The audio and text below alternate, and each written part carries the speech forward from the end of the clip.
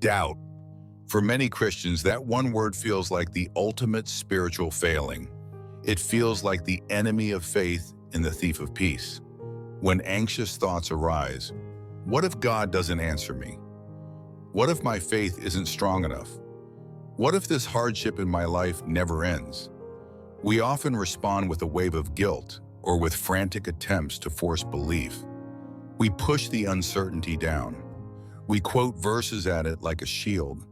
We try to outrun the questions. We treat doubt as a sign of weakness, a spiritual sickness to be eradicated. But what if this very struggle against doubt is what's killing your peace? What if the counterintuitive key to a deeper, more resilient faith lies not in eliminating doubt, but in learning to let go? Letting go of the mind's desperate need for absolute certainty, letting go of its fearful narratives, and surrendering into a trust that exists beyond intellectual proof. This is a familiar, painful battleground for sincere believers. We long for the unwavering, rock-solid certainty we imagine in the spiritual giants. Yet our own minds spin out an endless series of what-ifs and insecurities. Maybe you've wrestled with doubt in the middle of prayer, felt ashamed of your questions, and then tried to argue your own mind into quiet, only to find that the doubts persist, often fueled by the very attention you are giving them. Peace Beyond Thawad offers a different path, one that is echoed by the mystics and deeply grounded in Scripture. Perhaps true spiritual strength is not the absence of doubt, but the courage to trust God amidst our doubt, by learning the liberating and faithful art of letting go. Before we can address doubt, we have to understand its source. There is a real difference between honest, humble questions, which can lead to profound growth, and the anxiety-fueled, repetitive doubt that steals your peace. This latter kind, the peace killer, often arises more from the egoic mind than from a lack of faith. You see, the mind seeks control and predictability. The ego's primary job is survival. It scans for threats, and it tries to create certainty in an uncertain world. Uncertainty feels unsafe, even dangerous to the ego. So it demands answers, it demands guarantees, and it demands proofs. Faith, the act of trusting in the unseen, of resting in mystery, presses right against the ego's core need for control. This is why so many of our doubts are simply mental narratives. They are the mind doing what it does best, generating what-if scenarios, extrapolating from past pain, and insisting on logical explanations for realities that transcend logic. The thought, what if God doesn't come through for me, may not reflect your deepest faith at all. It may simply be the ego's fear-based projection in the face of an unknown future. The real trap is when we confuse these thoughts with belief. A doubting thought pops up, and we immediately unconsciously identify with it. I am doubting. My faith is weak. We mistake a transient mental event, a passing cloud, for an identity statement, for the sky itself. That fusion, that mistake, is what grants the doubt a power it never deserved, and it is the birthplace of the shame and anxiety that follow. Understanding this helps us respond to ourselves with compassion instead of condemnation. Doubting thoughts are often just mental weather, not your true spiritual climate. This reveals a crucial distinction.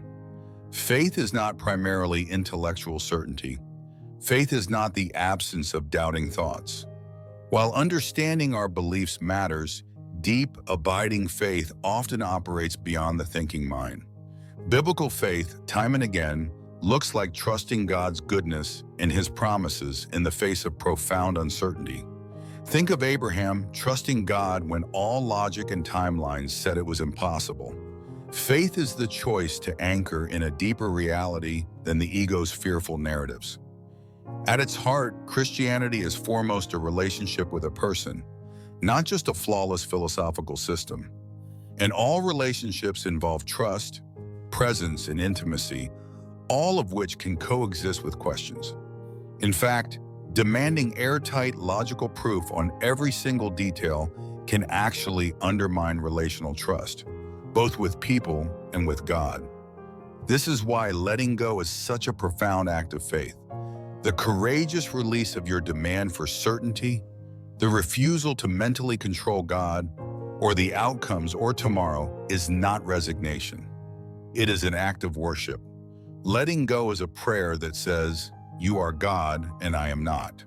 Your sufficiency holds me even when my understanding cannot." Doubting thoughts do not automatically signal a failing faith. The real issue is our relationship to those thoughts. Do we believe them, fuse with them, and let them ruin our peace? Or do we recognize them as mental noise and choose to anchor ourselves in a deeper trust? It sounds like a paradox, doesn't it? How can letting go of certainty possibly strengthen your faith? But let's look at the spiritual physics at work. First, you starve the doubts. Anxious, repetitive doubts are parasites. They feed on your attention. Arguing with them, analyzing them, trying to suppress them, all of these actions are forms of attention. It's like adding fuel to the fire.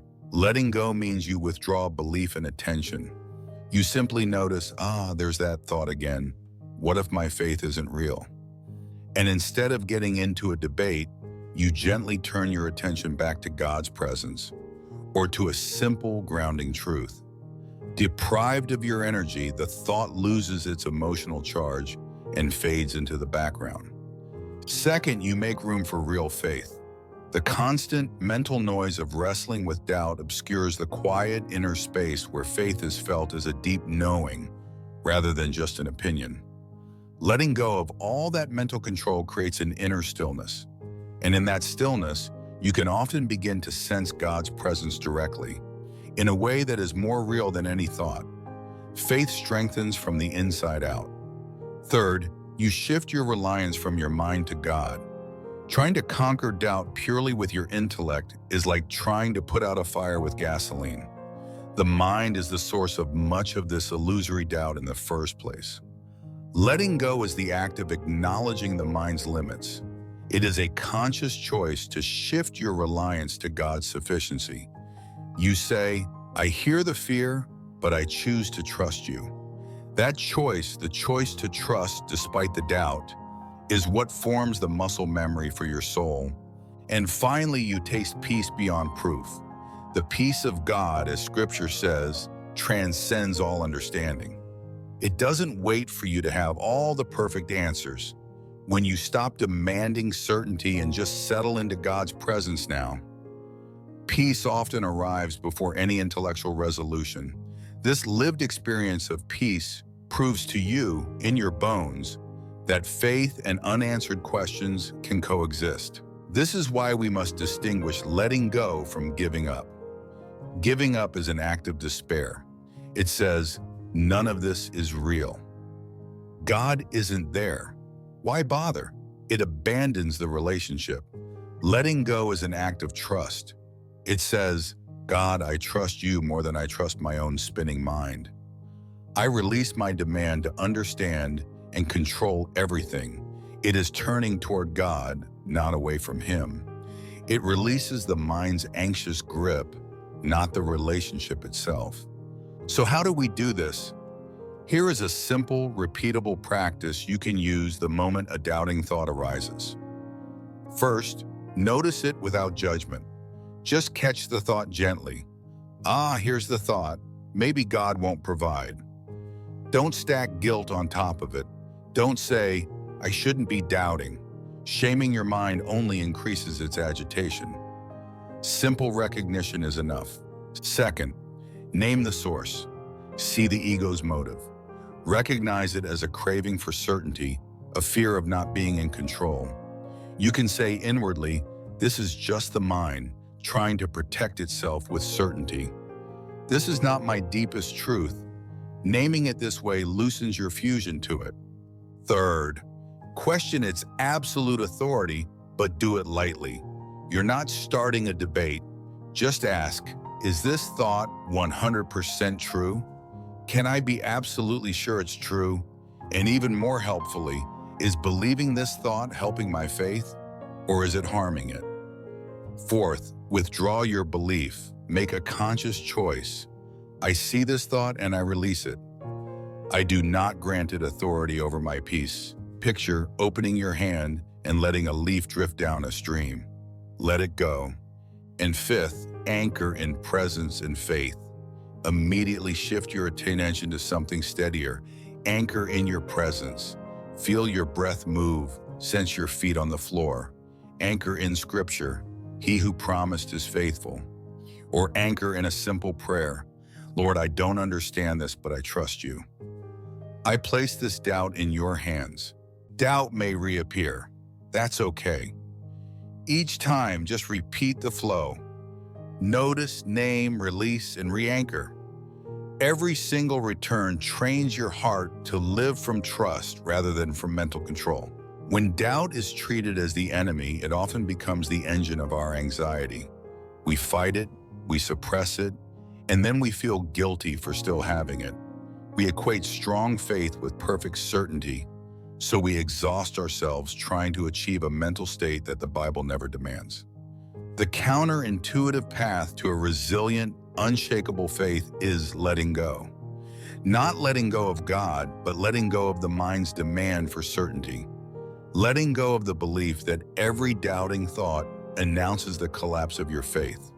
When you learn to recognize doubting thoughts as mental weather, products of a control-seeking ego, you can withdraw your belief from them and place your trust where it belongs. You practice the brave, courageous act of trusting God despite the mind's protests. This is not weakness. It is the pinnacle of spiritual courage. It makes room for the Spirit's gentle whisper to rise above the ego's noise. Paradoxically, when you stop trying to eliminate all doubt, its power over you fades, and in its place, a quieter, truer faith emerges, one that is rooted not in the absence of questions, but in the unwavering presence of God. If this reflection helped you find even a moment of stillness, subscribe for more weekly guidance from Peace Beyond Thought. And if you feel called to go deeper, you can explore our resources at peacebeyondthought.com. Remember, doubt your thoughts. Trust the stillness. Peace is already yours.